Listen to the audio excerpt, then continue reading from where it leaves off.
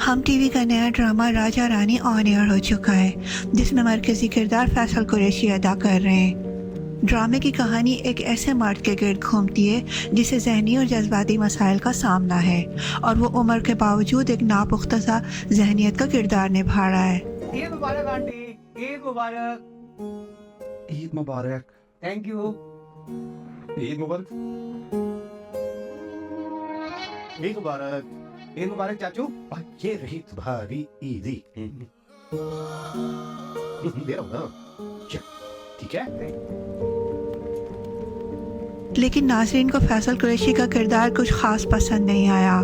Social media पर लोग कह रहे हैं कि ये किरदार उनकी उम्र से मेल नहीं खाता।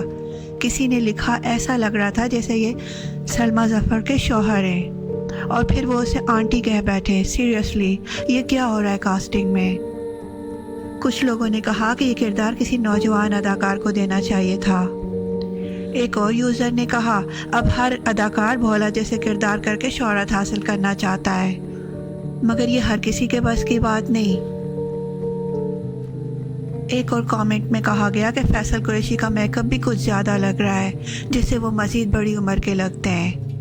सोचने की बात यह है कि आप उम्र से हटकर किरदार करना वाकई दुरुस्त है, या फिर सिर्फ ट्रेंड्स के पीछे भागने का नतीजा?